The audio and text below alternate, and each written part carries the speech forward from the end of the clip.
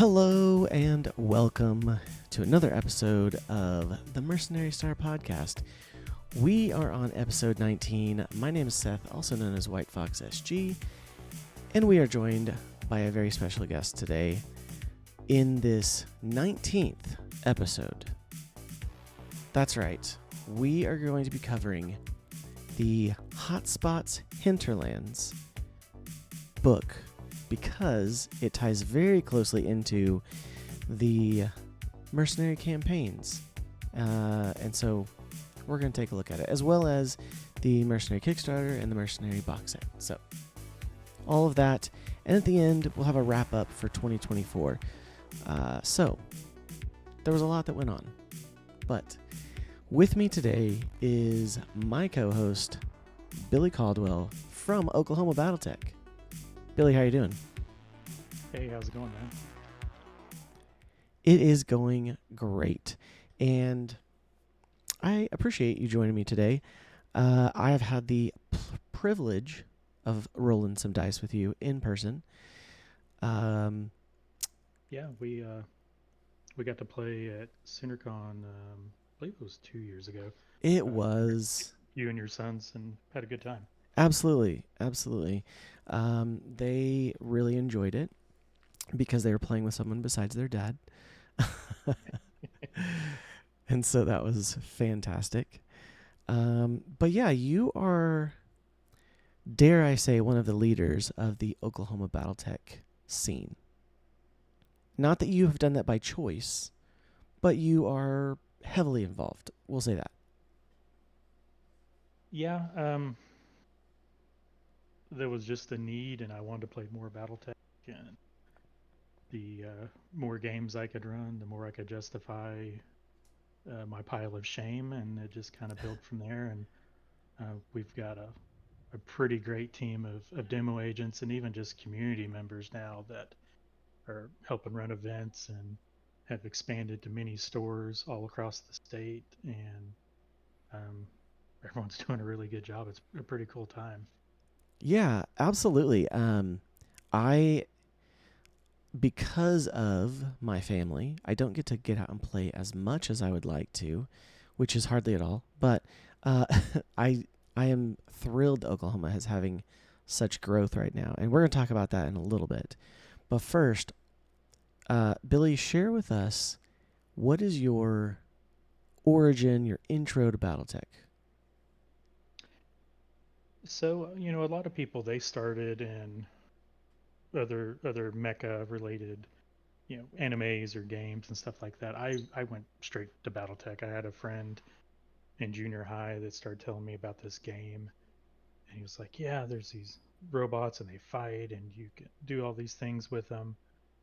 That was probably about 1993. It was Mike Dills, and they invited me to come play. We were playing down here in Lawton, Awesome. Lawton Fort Sill, so it's the adjacent to the Field Artillery Training School for the Army, and we played a Game Shack, um, and yeah, that's just kind of how it started. Awesome. So diving right into the tabletop game then. Oh yeah, straight in. About that time frame, I started with, I think it was it the fourth edition that had the plastic minis.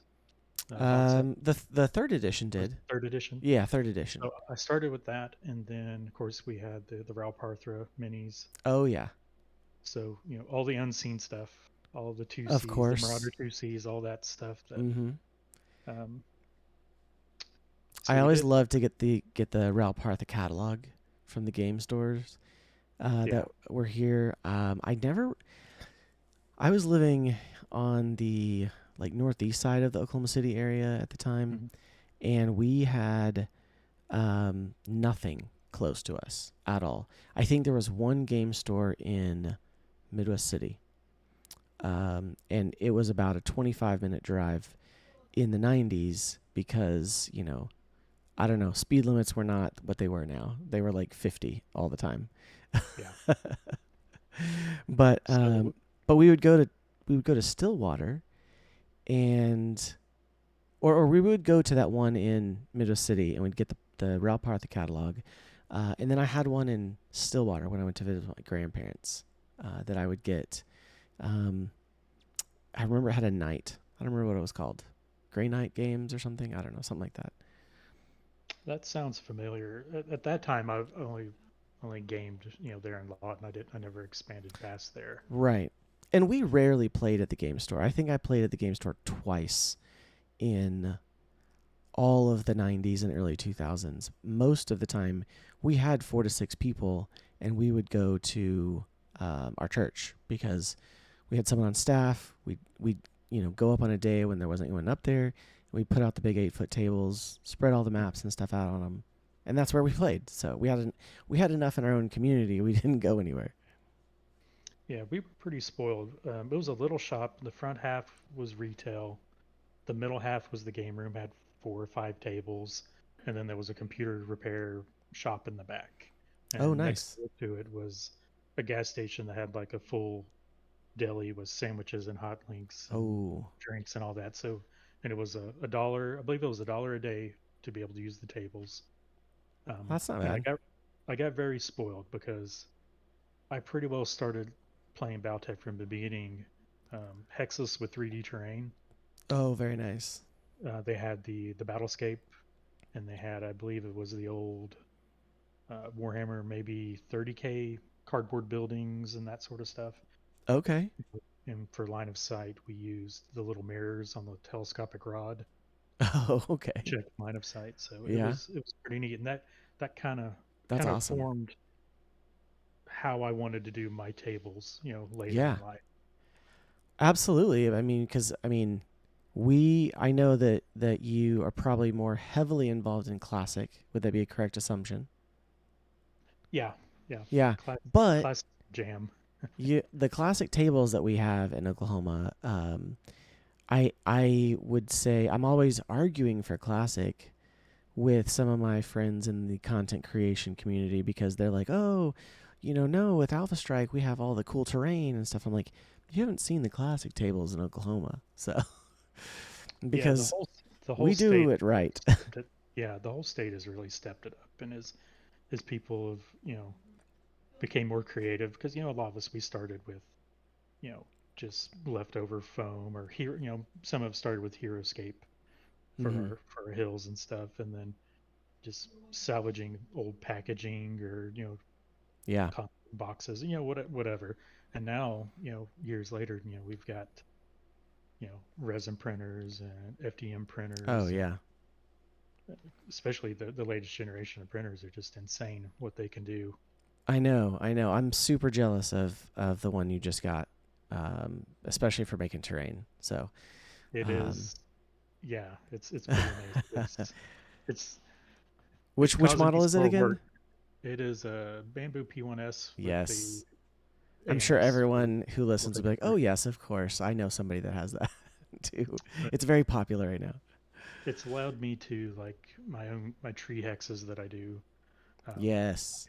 I'm able to print those now out multicolor. So if I need Oh, trees in them, they've already got the label for lighter heavy woods. that's so awesome. I don't even have to flock them if I don't want to, and I can throw them on the table. And then I've started redoing my roads, so they're going Oh to have man, all markings already printed into them, and they'll just come off the print bed ready to use. I And may then need to commission you to make me a set of those for Edmund. That way, if if if my people at the Edmund Unplugged aren't there, I can run it. So yeah, totally. we'll have to do that. But not only that, but you also do. So we have tons of classic hex games, but we have full terrain. Is essentially what we're saying. Full Yeah, terrain, but it's not the standard hex size.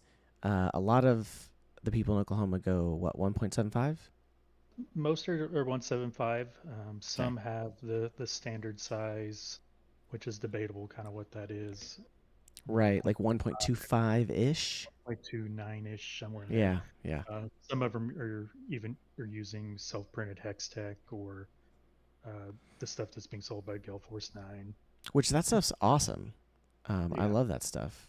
and there's so many other creators out there, like Cross Electric Designs does a bunch of amazing stuff, and they're a great supporter of our community. Hardware Designs, Yeah. has been great. And um, while I'm shouting those people out, Fortress and Ares have both been, and Cross and Hardware, they've all done a lot for us when it comes to like charity games and supporting Yeah, the communities. They've been, even though they're not here in state, they've been fantastic partners. that's great. That's great. Yes, obviously, Fortress is a sponsor of the channel, and open to any other sponsors out there.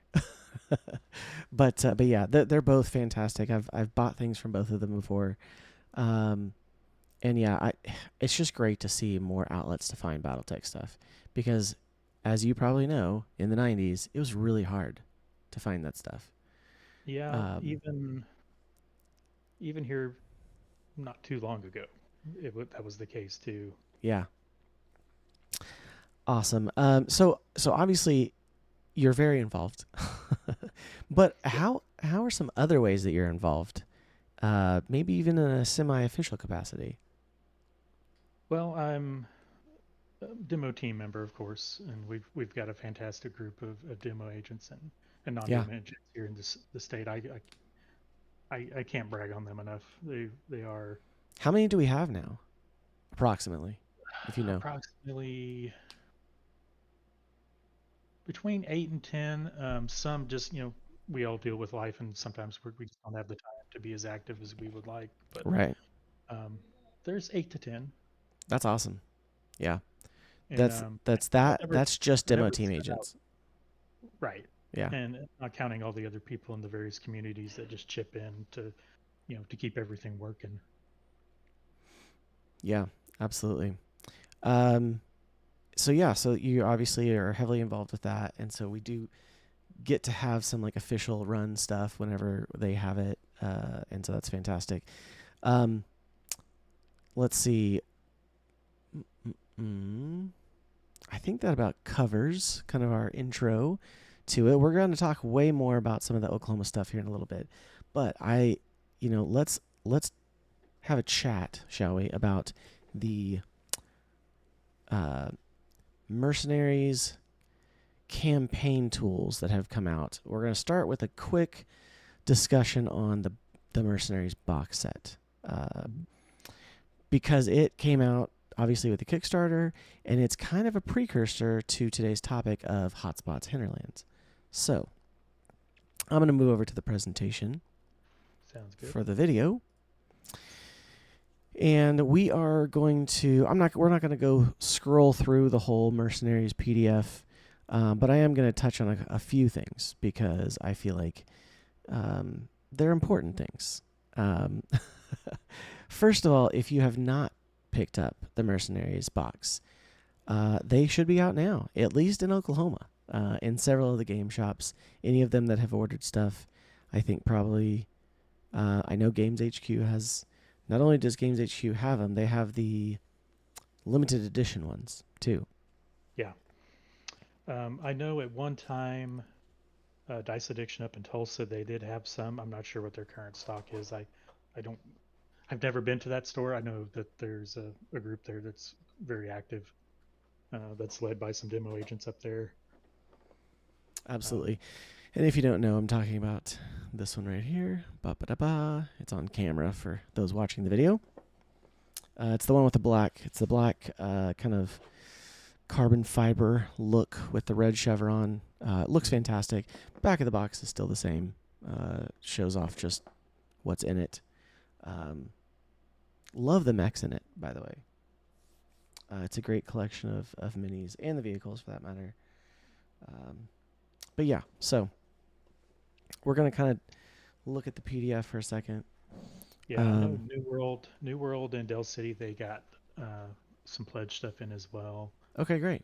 Um, I'm not 100% sure about the others, but later we'll talk about all the stores we have. We're pretty blessed in this state with that Oh, many. it's been About getting it's been getting great. Yeah, I'm excited. yeah, But yeah, so obviously the Mercenaries box comes with 12 plastic minis, which are 8 mechs and 4 vehicles. It comes with the rule book, the primer, the record sheet booklet. It does come with 2 laminated worksheets for building your mercenary campaign. which are awesome. Let me see. I don't know if I Yeah, have those that was right on definitely top, a nice addition. but it's essentially a mercenary contract and then a mercenary roster sheet, I think. Um, yeah. And It then go ahead. that took me back to the old Merc Handbook 3055 Yeah. day, where that would take you through that whole process of building your Merc unit and really got in down way down deep into the nuts and bolts of basically running your Merc unit as a business. And that's where we're, that is where we have come. We've come back to that, and I for one love it. Obviously, as the show is called, I love mercenaries. Yeah. I feel like they are the premier focal point Hmm. for BattleTech. Just they're always in the thick of it. There's always, I mean, obviously we go to the different houses and the clans and stuff like that, and I enjoy them as well. But man, mercenaries are just always involved. So, obviously they have punch. We have some punch board pieces for the battlefield support. So there's a whole bunch more tokens for the battlefield support. Yeah, there's Uh, some really nice tokens in there. I was looking over them. there really are. There's 99 battlefield support cards, which are cover vehicles. They cover. I have yet to play with them, but I'm excited to play with the battlefield support for like vehicles and stuff in Classic. Um, Yeah, our because groups, we've been active with like the full vehicle rules and combined arms for nice, 5 or 6 years at least. yeah, So we haven't done a whole lot with the vehicles, but we have been using some of the airstrikes, the bombing, artillery, that sort of stuff, and I'm mm-hmm. interested in trying the turrets because that's something. Yes, There's a few of the air report books that had stats for turrets in them, but really you would have to go back to maybe BattleTech Compendium. I think may have had some of the old school rules for putting together a turret, and I'm sure there's something in TAC Ops as well. But to yeah, just have it there on a card and you can just throw it out there, that's pretty handy. yeah, absolutely. And I think it's fantastic. Like we've got the battlefield support cards for the vehicles and for the turrets and everything. Mhm. They It's like a cross between Alpha Strike and Classic as far as what it's providing for us. And Yeah. so there's an example from the book, rule book or PDF on the screen, like I said right now. That's one of the things that I wanted to show off is that bringing that an easier way to use vehicles and turrets and infantry and stuff like that, Mhm. because it's massive in Alpha Strike. Like Right. everyone in Alpha Strike uses a whole combined arms. And I always liked the idea of combined arms. It was too difficult. And then on top of that, when I had limited money to buy miniatures, I just bought mechs. I didn't buy anything else. So, as one did in the 90s, I feel like there's very few. Yeah. I didn't buy too many vehicles. I did. One of the people or owners that ran the store back in high school, I bought like a full painted Comstar vehicle force from them. It was about 100 vehicles, just long toms, Shreks, Yeah, Demolishers, Savannah Masters, you name it, Pattons, just all that stuff that was just painted. I think it was like $100. It was, I man, mean, it would that's still be awesome. it'd be a deal today. It was a deal back then, Yeah, and I have no clue what I did with them. there's some more examples of the kind of standard battlefield support, like strafing runs, the long tom artillery, stuff like that. Let's see.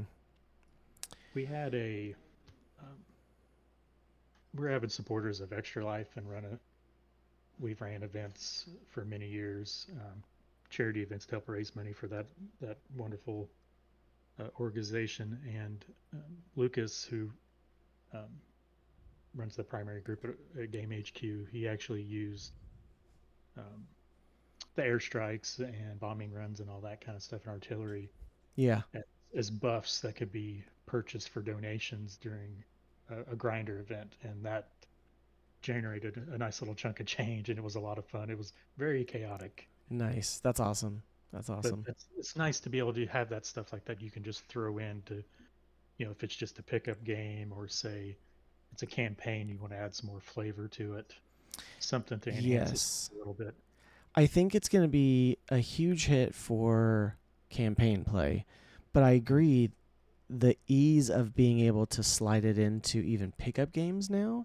I think for especially a lot of new players who get into BattleTech, seeing it as a kind of squad-based game as opposed to, you know, they a lot of times they will look towards Alpha Strike because they feel like it's going to be a lot faster of game, and traditionally it is a lot faster. However, I think being able to still play classic with combined arms, this still keeps the speed of that game pretty quick, as opposed to running full record sheets for each vehicle and infantry and stuff like that. So, There's definitely a little bit of everything for everyone now, especially with yes, you got Alpha Strike, you still have Battle Force, um, you have the combat that you can play with Destiny, you have Aces coming out, you yeah, have Total Warfare. There's just so many different yeah, avenues that you can get into the game. absolutely. I'm curious about Aces for sure. Yeah. I just realized it's not on my goal list for 2025, but it is actually a goal to play Destiny. And part of it is that I actually have another group that I do a bunch of TTRPG stuff with, non-BattleTech related, but we test out a whole bunch of different systems, and Destiny is on the short list. So, Nice. which I've played it for before, but only like once, and it didn't go very far, and so I want to play it again. Yeah, but that's a goal for sure. But yeah, so in this Mercenary Box set, which is an expansion, it's not necessarily a standalone box set. It doesn't come with standalone rules like a game of Armored Combat does or the Alpha Strike box does. Yeah, you would still need, if you had the game of Armor Combat, you've got the basic rules in there, and of course you had Clan Absolutely. Invasion that adds more of the clan tech and the battle armor rules if you want to use. Yes, which is also an Oh, expansion. yeah, but um, you could take Total Warfare and You put it could, together. if you have the books, yeah, or Commander's Edition of Alpha Strike. Mm-hmm. Um, and I do like that the Mercenaries box set and Hinterlands are geared at both. Like it's an expansion for both Total Warfare and Alpha Strike. So Yeah, Battle Mech Manual would work yes, yeah. pretty good. That's a In fantastic book. fact, I would recommend that before Total Warfare to It would start with, probably, if you were well, starting off. that's probably right because I tend to lean more to the Total Warfare because we play full flavor vehicles. Absolutely. But yeah, Battle Mech Manual would probably pair well with that, especially with having the sprinkling of the TAC Ops rules in there, the Right. popular ones. That Well, and then also too, if you're playing with BattleMech Manual, and then you're adding in the Mercenary Kickstart or the Mercenary, expansion box, it has the Mhm. rules for battlefield support. So Yeah, then you can have your turrets and your tanks and your infantry and your battle armor, yeah.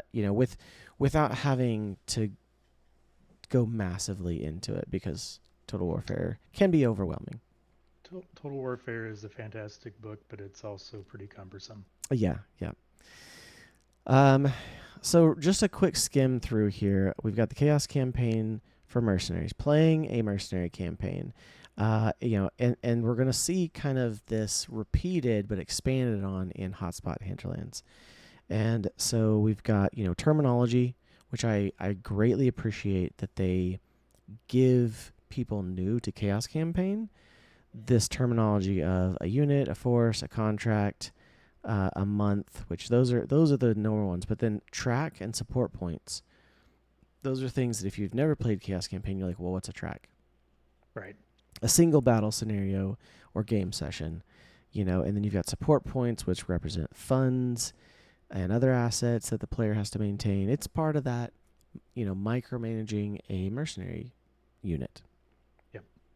I have a lot of experience with Chaos Campaign, all the way from Total Chaos, which was a book that takes you through the Jihad. Um, just a lot of fun tracks were in that, but it gave you a taste of that abstract campaign system where Yeah, you could do the upgrading of the pilots and taking care of your equipment, but you didn't have to be a CPA to do it. right, right. That's the thing that I think my first experience with it was during during the time which shall not be named, where we were all stuck at home, and I had gotten involved with the WolfNet group, and they were basically doing a chaos campaign through Megamech with these people that were fans of their podcast and were listening all over the world. And we basically had a few of those like CPA people who were just Excel wizards, and they had it all broken down into Excel, which was really cool. But man, it was a little overwhelming for sure. So let's see. I do like that we have some things like this right here. There's a campaign flowchart where you have certain things that happen once per contract, once per month, like maintenance. You have after completing a track, and then after completing a contract. Yeah. Which I just realized there's a typo. It says after contact completion, not contract. Yeah. If anyone at CGL is listening, check that. It's in the Mercenaries campaign, or Mercenaries box though, so we'll have to wait for the second printings of those. Yeah, there's probably an errata page for that. There On probably the is. official forums. Probably. If not yet, then I'm sure soon, since there's still some people that don't have their Kickstarter campaign stuff yet. I was fortunate. I received mine probably the maybe second or third week of July. Yeah, you got yours really early. I got mine. It was like the last day of July, because it was it was the second to last day of July, because it was the day before I left for GenCon, and so I literally just tucked it away. I opened it to make sure the stuff was in it, and I just tucked it away. So, By the way, thank you for offering me a ride to GenCon this year. oh yes, I yes, wasn't able to make it, but I know. Seth was generous enough to offer me a way to try to make it work kind of last minute. Yeah, I was sad that didn't work out, but it was good, and I at least got to go and experience Gen Con for the first time, which was awesome. And we'll talk a little bit about that in our 2024 review. But the rest of the booklet that is in the Mercenaries box set, it has all the information you need for the tracks, for the contracts that you have. It goes into a few special rules for some things. It has random tables for, getting mechs and getting, different types of contracts and everything. So it has everything you need to get started, and it's fantastic. There's a whole bunch of stuff in it. It's done a great job of filling that gap that's been there for quite a while, but where you start. Like if you have a demo agent, local or group that's established group, then you had a way to onboard into the game. Or if say you were doing your community was doing like WolfNet 350 or something like that, there was a way to onboard. Yeah. But if you didn't, it was kind of difficult if you were starting from scratch. But these newer products have that on ramp now that I think it'll be appreciated. Oh, absolutely. Absolutely. Let me see. I need to change that. Lucas and I were fortunate enough to do some play testing on the Mercs box set. We didn't realize it at the time Oh, yeah. what we were testing, but so we got to play through some of that stuff before it came out and Awesome. run it through our campaigns we had going with our local groups. Yeah. I really appreciate how they're doing how you start with scale. It's Yes. very nice. Um, Yeah. it gives you a nice balancing mechanism. I appreciate that it's not skill adjusted, which is something our groups had been doing for quite a while because it doesn't immediately um, penalize you for success. Right. Which I do believe later there may be some other mechanisms that help with that because at times I could see where that I believe battlefield support can be used to balance maybe a force that's a little bit larger scale or that sort of Yes. thing. Yeah, because you can spend certain support points on it. Um, and then those battlefield support don't carry over. So you basically get to you don't have to carry them over and repair them and stuff like that. So, Yeah, there's no upkeep on those, which is which pretty is awesome. that is nice. But yeah, let's dive into the topic for tonight, which we've already gone a little bit into, but the Hotspot Hinterlands book, Mm-hmm. because really, this came out after some of us had, we had already gotten our Kickstarter. Obviously, I know there's still many of our friends in Europe and maybe Australia and other places that have not gotten them. I'm so sorry. I hear that it's on the way from some of the people who are overseas. However, the Hotspot Hinterlands book came out in November. I think it was November. I believe it was November. Yeah. And so, I believe it was around Black Friday. yes, I believe it was. And it's a fantastic book, and it expands on what is in the Mercenary Box set. So, we have also too. It's probably one of the best covers of a book recently. I really like the charger on it, although we're going to talk about that later too, because there was questions about what that even had anything to do with it. So we're gonna talk about that. All secrets are revealed inside. That's right. All revealed inside. Yeah, that was my first kind of thoughts too. I was like, oh, Hinterlands, old Jade Falcon OZ Yeah, charger.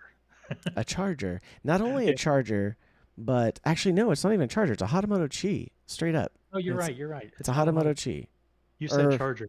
I just went I along with did. it. I know. I said, well, I was it. talking. The I was Hatamoto talking with Chi a is friend. based off the charger. So I was talking with a friend earlier about some miniatures, and we were talking about the legendary charger. Mm-hmm. So I had that on the mind. That's funny. Awesome. Again, just I love the artwork. I'm a sucker for artwork, and so, it's just fantastic within the book, for sure. There's a whole lot to go through. There is a story, which I'll not be showing that at the moment, but it has some really cool artwork as well. It's by Brian Young. It's about 4 pages long. It is a good introduction to a BattleTech mercenary campaign. It sets up what you are going to do to start a campaign, meaning, in that 4-page story, it's about 2 people who are part of a mercenary unit. They've got 2 mechs, which if you're following along with the way they have it set up, you start off with 2 mechs, and then you start from there, and then you grow from there, which is really cool. So it's pretty nice little setup. Got some, decent combat for it. But then it goes into how to use this book, and one of the things that I was super excited to see in this book was the fact that it And I'm going to show this again. So if you're watching on the YouTube, you're going to see it. If you're listening to the podcast, maybe consider going to check it out on Spotify or YouTube. That way you can watch along. However, there is some of the key dates to start off with.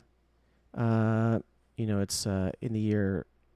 So while Hotspot Hinterlands is focused on the Hinterlands during the ilClan era, obviously we'll go into it has the rules for just running a mercenary outside of any kind of specific time. But specifically for the Hinterlands campaign setting that they've put in this book, they suggest reading the following books and source books.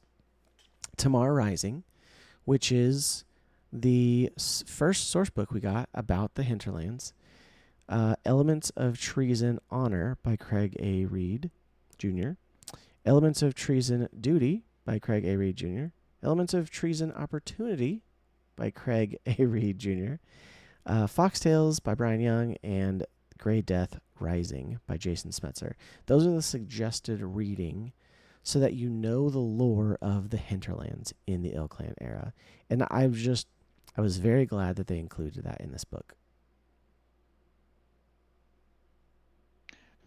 Yeah, that's something that I probably haven't done as well, and that's keeping up with the reading along with it.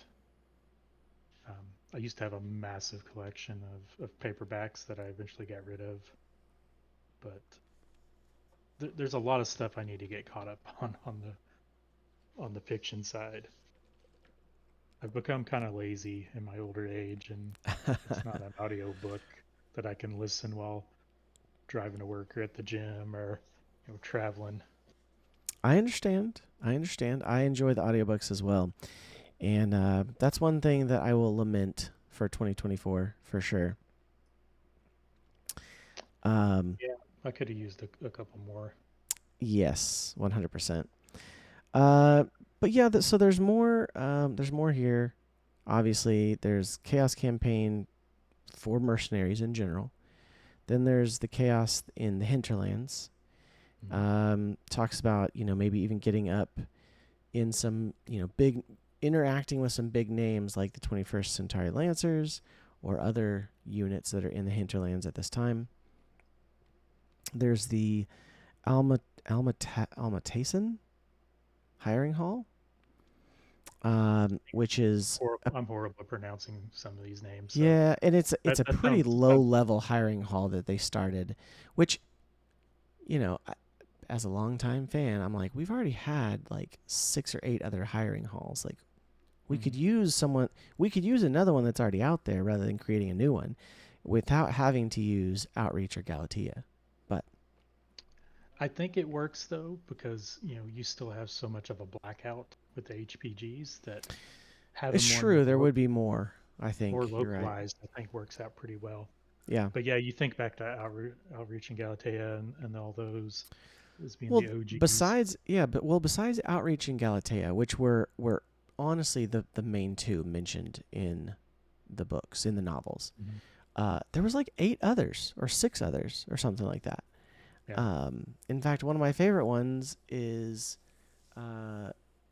has like a whole summer mech games where it like has this like big competition. It almost like Solaris, but instead of like just mech battles, it's like, oh, there's a mech basketball and mech battle chess and other weird things to like prove skill without having to completely destroy mechs like on Solaris.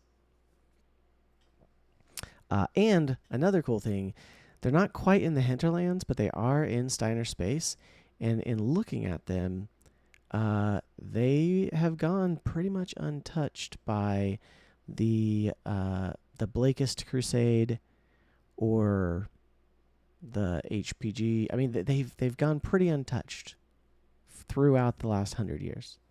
So I think they're due for a comeback. Yeah. As much as it went on through that region, since the Yes. invasion. That's pretty Yeah, ridiculous. they didn't get taken over by the Wolf Empire. They didn't get, bombarded by the Jade Falcons or the Hell's Horses. They didn't get they didn't, again, they're not in the hinterlands. So they weren't affected by any of the other factions that have arisen in there. So it's going to be interesting to see. Again, just in the book, there's so much about the hinterlands, about certain factions, about certain planets. Yeah. I know that one of your favorite pictures, Billy, is some, poor bloody infantry riding a cow. When I first saw that, I was like, I didn't know what to think. Yeah, I know, You know, right? there's combat going in the background. There's stuff burning, and Yeah, then here's this dude riding a cow. I don't riding know why. a cow bareback. Yeah, yep. I don't What's know why. funny, With two I others have chasing cows. I have some very small cows. Do you really? Oh my Yeah, I gosh, that do would be hilarious. because I have a tornado I built. I forgot to bring it to SoonerCon last year. Oh, I have a tornado built with floral wire and cotton, and it's got a big key nice. light in it, so it flashes like there's power flashes. I mean, we're here in Awesome. Oklahoma. If It's you part of don't our know, tornadoes is part of our we're in identity. Tornado Alley. It's a part of our lives. Living here I my whole mean, life. we have two movies based on tornadoes, aka twisters, in Oklahoma, It right? watching the weather from your porch is kind of an unofficial pastime. Whether It you absolutely is. We're all also meteorologists, oh yeah. junior meteorologists. So in the tornado, there's also debris. So there's cows, there's pieces of wood and stuff. So That's I awesome. actually I could almost recreate this scene. Oh man, Billy, that we yeah, that would be fantastic. That Um, would that'd be a very weird diorama. it would be, but I think it would get a lot of appreciation. Um, so obviously the expanded part of Hotspot Hinterlands for the Chaos campaign, um, for Mercenaries, is that besides just how to do it, with a mercenary unit, you get you basically have an expanded origin story as far as like where is your mercenary unit coming from? Are they coming out of the Laren Commonwealth? Are they coming out of Clan Jade Falcon or a pirate or just, previous work as a mercenary? Um, it even has tables to start as one of those factions. And so it's a great tool, especially for playing in the hinterlands and the ilClan era as well. It's probably one of my favorite areas of the inner sphere right now, just because there's so many opportunities to do things in there with the leftovers of Jade Falcon and their OZ in there. You have like Malthus Corporation. You have all these groups that have rose up. Some of them didn't even start as a military caste. Some of them started as you know merchants or smugglers or whatever, and now Yeah. they have they have their own little coalitions and all this stuff. So it's pretty interesting. Yeah, absolutely. Um, I'm excited to see where things go and move forward. So There's multiple campaigns going on in the state right now that are here in the Tamar Rising, Hinterlands yeah, kind of area. and I also like how it kind of expands to talking about. Let's see, where is it at? Kind of the ways to play it. So it gives another breakdown of like terminology, reputation, how to do a simple contract as opposed to a more detailed one if you want to start there. Um, Yeah, then being able to negotiate the contract is neat. yeah, Yeah, Yeah, and you that's can do really that. You can cool. do that in the Merc box as well. But just thinking about how many people have entered this game through, say, MechWarrior 4 Mercenaries, MechWarrior Yeah. 5 Mercenaries, HBS BattleTech, where you have Yeah. all 100%. that background, and now you can do it easier. There's more simplified version of it in the tabletop now. Yeah, absolutely. I do love too that there are specific rules for um, like kind of three options for how to do it. Do a campaign, whether it's PvP, Hmm. meaning like you've got a mercenary unit and your opponent has a mercenary unit, or PvP but in a league setting where everyone has a mercenary unit, but there's a kind of a league that's determining where the narrative is going, and then like a GM run, so where there's kind of a GM that's playing out for maybe multiple mercenary units, or one mercenary unit, but everyone's controlling different parts of it or something. Um, I like that. I do also like that all the tables have both battle value and point value for Alpha Strike and Total Absolutely. Warfare. I'm looking at that page right now. It's Yes. What page is that? 14 14. Nice. in my PDF. Yeah. Yeah, Master Unit List is a fantastic tool, but just having it. No, I'm sorry, not.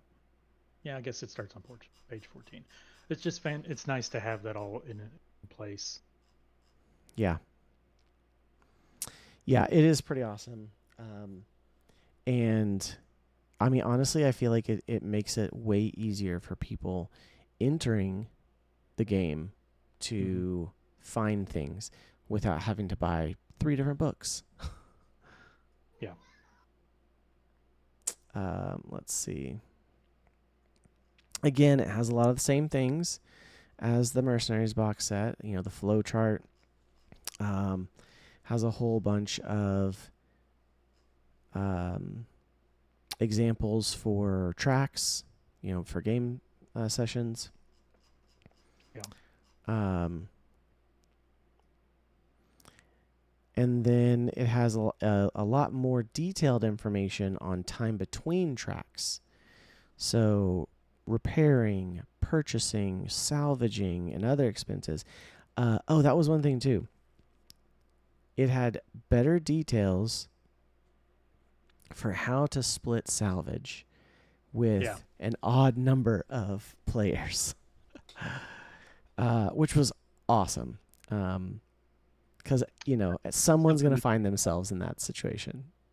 Oh yeah, totally. Over the years of running the campaigns, you may have someone just had a hot streak and they threw armor critted a unit and head capped another one and maybe legged another one and they bailed out and that the player side won the mission and then it's like, well, yeah, I would like to give them first pick. As a GM, I'd like to give them first pick Sure. because they had a pretty amazing game. Yeah. At the same time, it's like you still have all the costs that you got to pay for the whole unit, and it's like, okay, everyone needs to kind of get some benefit out of it. Yeah. Absolutely. I just appreciate that they put it in the book so that way there's a thing that we can point to say no, no, it's in the rules. Yeah. You have to do it fairly. I know you've been on a hot streak, but you know there's a way this comes out fairly, and so I those do think that's those pretty monthly awesome. bills are the monthly bills are coming. Yes, exactly, exactly, and it's also cool because you can pass on things. So like, oh well, I don't want to take this one. I'm gonna let someone else have a chance at it. So Yeah, most of the campaigns I've ran have been GM led, with the exception of like a statewide campaign we did last year, which I'll talk about that later. yeah, And I'd really like to start doing some uh, 101 games and PVE, yeah, P that kind of stuff because um, I would like to be able to run my own Merc unit and get some games in that way. Is running my own. Absolutely. That would be fantastic. That doesn't happen a whole lot. I do Right, because you're running the games. um, like Lucas's group and Jeremiah's groups up in Oklahoma City. They do allow me to come in and guest star as Op 4. Yeah. So I do get to come in and just try to cause some chaos. So that's fun. But I to mean, be it's able to kind of the same with being a DM for D&D or other TTRPGs. I very rarely get to be the player, right? right. So, I usually get to play quite a bit though because I am running usually running Op 4. Sometimes I've ran that's true. whole Op 4s on my own against 8 players, so which got a little hectic, or running multiple tables. But um, yeah, to be able to concentrate and go, yeah, this is my force and paint, Yeah.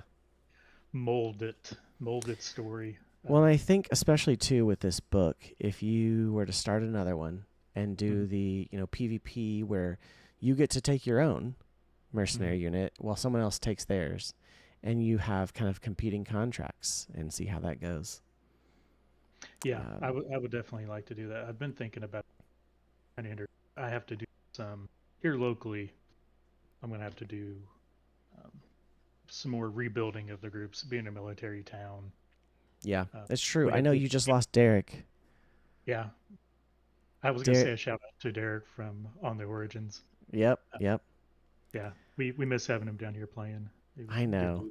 He moved to Minnesota so that he can. Yeah, Uh, yeah. But I know he's got a good That's where all the Wolfnet guys are. Not all, but that's where a bunch of the Wolfnet guys are. So he's got a lot of other gaming opportunities up there too. he So I'm does. excited. He does. Some of the campaign options in the book too talks about hiring halls and different tables and modifiers for that, which is fantastic. But I love that it has options for oh, you want to take some battle armor instead of a mech? Perfect. Take some battle armor. You want to take a tanker? You want to take 2 vehicles instead of 1 mech? Perfect. Take 2 vehicles. Or if you don't want to take any battlefield support, have some extra BV. Um, it even does have rules for starting at a higher scale.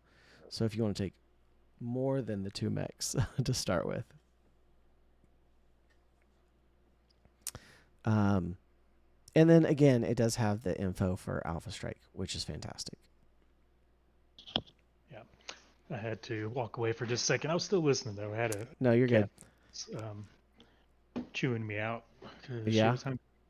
for sure. But yeah, so 36 was where that started. The campaign options there. But yeah, it gives you stuff on There's terrain placement too. Sorry, go ahead, Billy. um, one thing I haven't used in my campaigns, and I'm trying to figure out what page it's on in Hinterlands. It was mentioned in the Mercs book, and that is, oh, I can't remember the name of it now, but it's things that could impact the game that were command decisions. And Oh, there was like a table, and it had things that could possibly negatively kind of throw a wrench in the mm-hmm. mission. And I thought that was pretty neat because, I mean, that reflects more real life. Real life is, things not going right, or, the saying about, a plan not surviving contact with the enemy. And I thought that Right. was neat to have that option in there as well to throw in. I haven't used it yet in my local campaigns, but it's coming. We'll And find it here in a second for sure. After we move on, probably.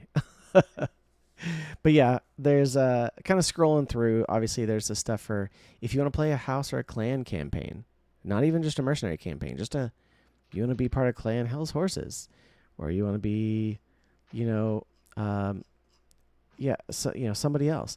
And then two, there are amazing maps in this book of the hinterlands and how they go from January to March of 31, 51. Um, and then it goes further on. So yeah, this is good. I am excited for this book, and then not just this book, but for the ones that are come out for the other uh, for the other areas, even though I'm less excited about those. But maybe the equivalent book, the hotspot books for those will get me excited. Yeah, I think they're going to be pretty good. I just need more time to really go through this book really in depth and see how I can transition my campaign. I'm running two campaigns. I have one at Carolina Comics that is Jihad era. They're in about 3071 right now, and Yeah. then I have the other one at Guildhall that is Tamar Rising based. Mm-hmm. I kind of just took Tamar Rising book and started and built stories up to where they were, and then once we got the Merc box, I was like, oh cool, this gives me the contract. So then I shifted over that, made some adjustments to the the rules for repairing and all that, and then um, there's a few of those things that have changed a little bit when it comes to repair costs in Yeah. Hinterland. So I need to adjust my campaign over to that now because I want to implement all those new changes. They're pretty good. Yeah.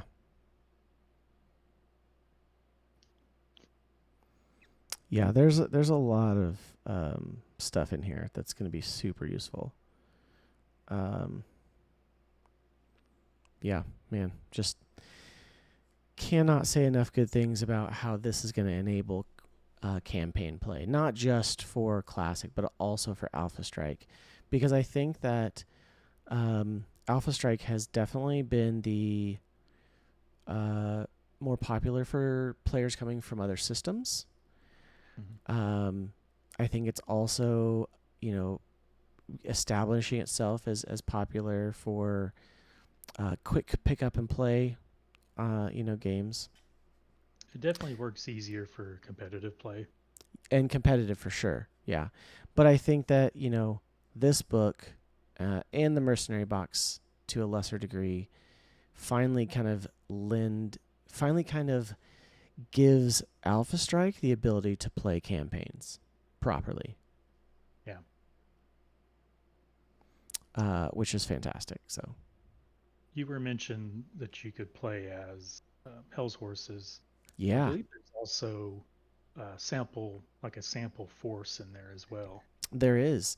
For There's like Hell's a, is nice because when I decide to build a force, like a lot of my major builds are for SoonerCon because I'm like, okay, I got a scenario I'm running. I'm going to build a large force. Everything's going to be painted. It's going to be decaled, all that. So that's my major build, probably for winter and spring leading up to SoonerCon. yeah, But that's awesome. I tend to go overboard because I want options because you don't know who's going to show up at the event and all that. So you got to have some flexibility. Um, for a 1 day event, or a couple hour, 3 or 4 hour event or whatever, having an op four that's already pretty well spelled out that has the faction, um, the fluff. These are the units that this faction uses. This is the what they're known for, and having that already put together like that, and I go, oh, I've got those minis. I can easily put that together, get it painted, Yeah, and then do it for an event, and then you know say my mercenaries come across those hell's horses and you know get a chance to beat up on them with them. That's good. But if not, then I have that force built for later. If I just want to pick up game, it's like, oh yeah, I've got that. yeah, Got that force. I want to run some vehicles. Let's throw those out there. yeah. It's definitely lends itself, and that's one of the things that I'm having to. It's definitely one of the things that I have to overcome in painting, because I too often get that kind of like analysis paralysis of like, well, what if I don't want to use this for this force, but I want to use it for another force? because That's how I have so many because builds now. I don't buy as many as some of you do. um, but I'm I gonna feel like have to. you're looking at me through the camera. It could be you. It could be several people. There's a lot of us that are in full. There are. But I being a part of the Oklahoma community and being a part of the greater BattleTech community with the content creators and stuff has got me to kind of see and understand. You know what? If I want to build it and I don't have it, or if you know I'm part of big enough communities that it's like, oh, I need this mech, and I don't have it. Can somebody trade, or would somebody sell me one, kind of thing. And so there's a lot of that goes on. And honestly, plastic is plentiful right now, which is a weird place for us as longtime fans because it's been like so scarce for so So I long. I quit playing originally in 1997, my senior year in high school, Mm-hmm. and I got back in around 2012, and I'll later, but there was quite a few years there as early years of being a demo agent where there just wasn't hardly anything. So is used, I'd go to there was some used bookstores around Oklahoma City Metro when I lived up there, and occasionally I'd find box sets that people sold, and I would buy them up. Or if the local store I was my Firebase had stuff come through, they'd let me know, and I'd buy it up, and then I would just sell it back to people for the money I had in it, Yeah. just to keep them in there. And then they had those original Alpha Strike Lance packs, which was kind of weird how everything went with them. But then once people started marking those down, those were you know keeping our communities alive, for minis. And now they're everywhere. I mean, we had the essential boxes at Target, Yeah. Barnes and Noble, stuff. Um, like I said, we're blessed with stores throughout the state. Seriously, it's It's a great made me time to be change. a BattleTech fan. It's made Even me change my outlook on purchasing a little bit, because used to I hoarded stuff. oh yeah. Like, you could only really get stuff if you went to Gen Con, like major stuff. And I would buy for a bunch of people, and I would buy a bunch from Ironwind Metals and that sort, because it was there and you can go look at it. Yeah. And now I'm having to change that focus. Instead of hoarding stuff so much, it's like, if I need something, I've got like a bunch of stores I can go to. I've got two local stores that can order stuff in for me. It's pretty Well, amazing.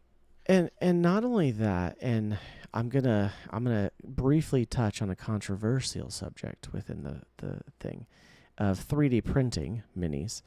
Um, like I said, plastic is plentiful to buy, and I have definitely bought more than my fair share of it, and I will continue to buy more than my fair share of it. But for those that maybe don't have the budget, or they're not playing in any official capacity, they're just playing with friends or something, or even if they're playing at game shops, if it's not an official tournament or it's not uh, it's not a demo event, like unlike I'm just gonna say 40K, who had a big stink about 3D printed minis, which again I understand. Um,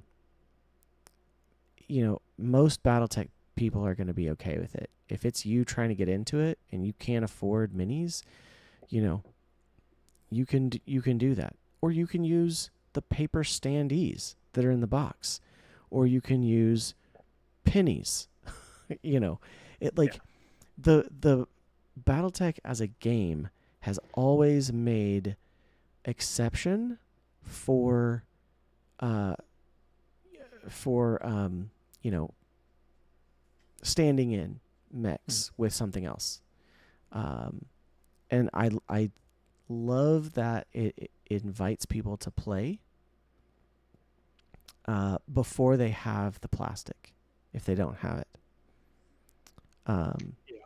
And as a demo agent, I have we have a set of rules we have to follow, absolutely. and it's kind of changed.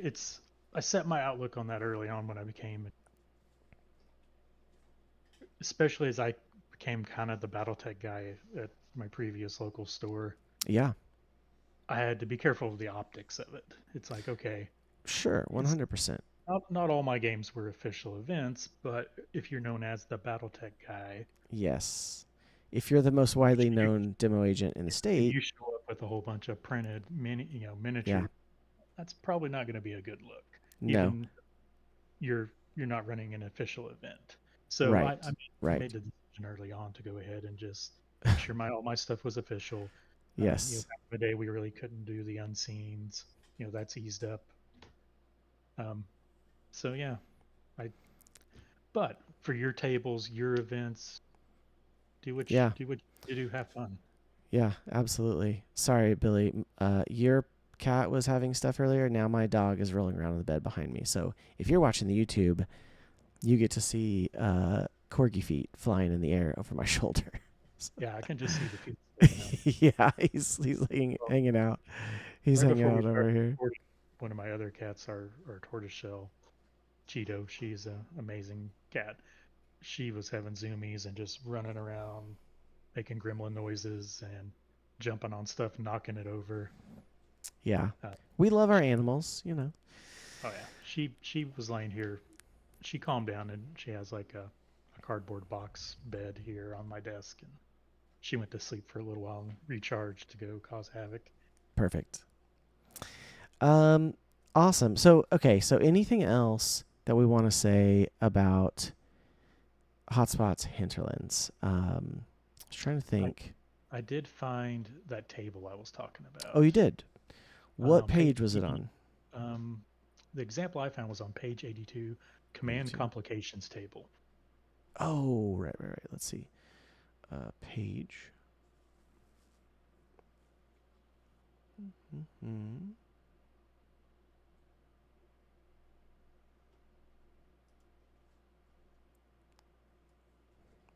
Yeah, while you're looking that up, um, it's just a 1d6 roll that's modified. Um, your forces are ill prepared for the dusty, sandy terrain of that day. Could affect your, let's see, Yes, affect your battle. absolutely. Just some other things that throw a wrench into things, or depending on your role, it may not be anything. Yeah. No, that's awesome. I do love that it has things like that. And there's more than just that one table. I think there's some for Yeah, each place. I think in Hinterlands it's for each place. Where I think in Yeah. Merc it was more just a general table. So that's pretty. I'm looking forward to more of that. It definitely Yeah. gives a lot of flavor. Also, too, that's hidden in there, that Hatamoto Chi is Hmm. called the sandworm. That's Yeah, all I'm gonna say. Okay. It's a unique mech. So, but it is in there as something, and so that's a really cool kind of hidden thing. So, that reminded me. There's an option for temporary hiring mech yes. with their own equipment. Yeah, and that's Hire yeah, love that. gun. That's pretty neat. Mhm. So there's definitely more command complication tables, Hmm. but one of the things that I wanted to highlight is really what's at the end of the book, because at the end of the book there's so many things over all the tiny little factions. There's so many things over, like the Vespers March or Clan Hell's Horses, and then individual planets and units on those planets, which are going to make for some amazing campaigns. Cannot recommend this book enough, especially if you get the the Mercenary Box.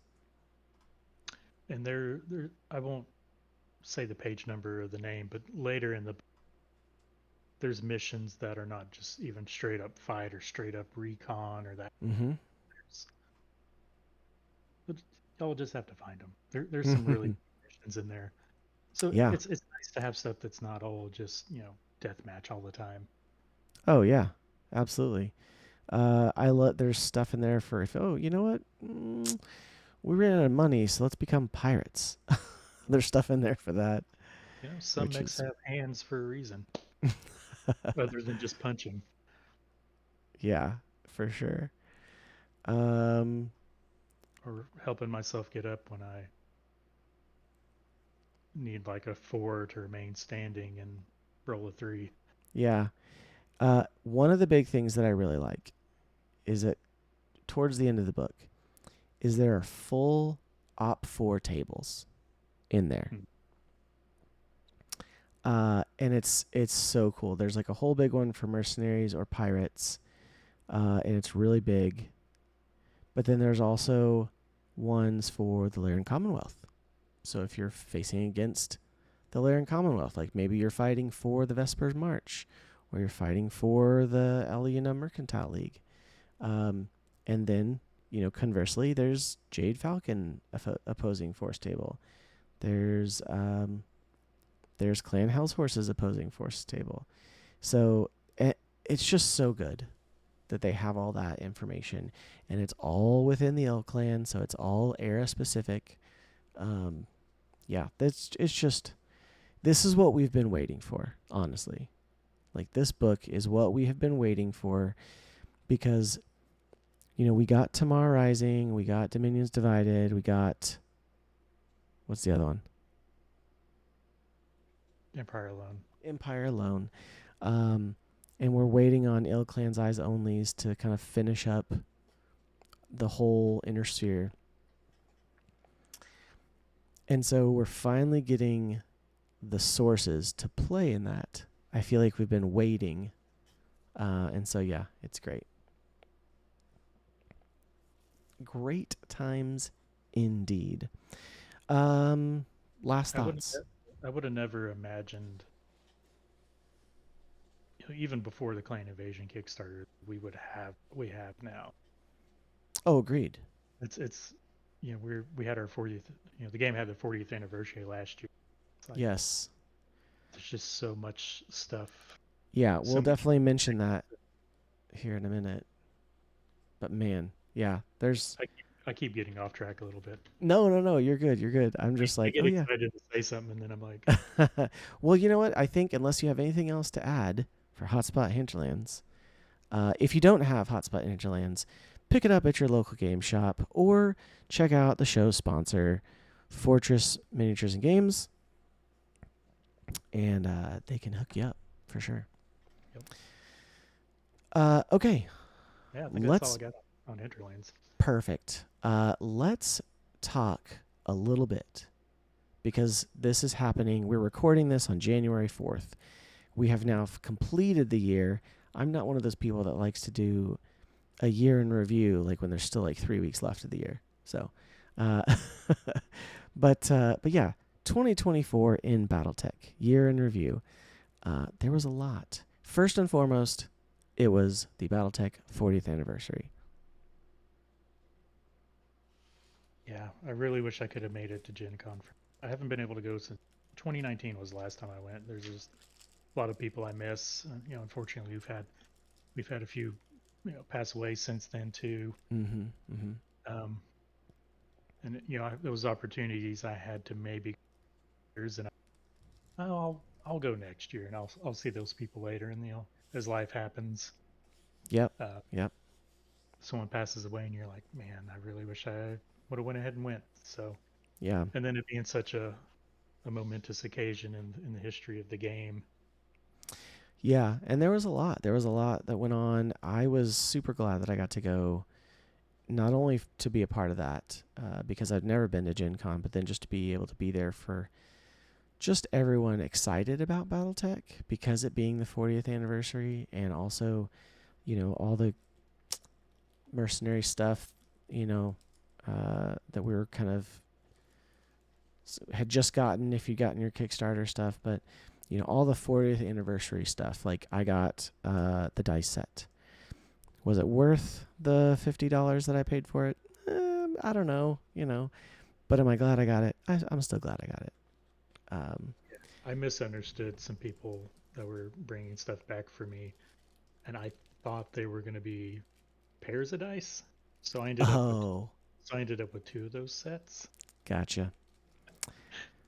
Well, somebody will want them for sure.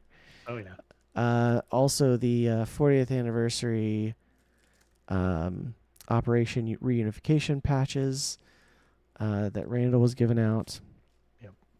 I was able to snag a couple of those. I had a friend come with me, and he gave me his that he got. And so, yeah, there's just a lot there.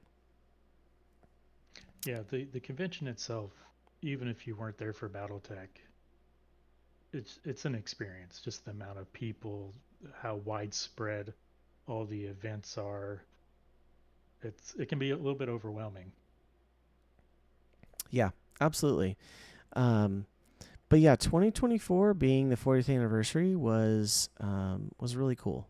It was really cool. I'm glad that I've been back in it, and that I got to go to Gen Con, and then also meet all these content creators that I've been kind of getting to know in the background as well. So, yeah, what else? Obviously, we had SoonerCon, which is Oklahoma's kind of big con where BattleTech has its biggest presence, wouldn't you say? Yeah, that's probably the biggest one.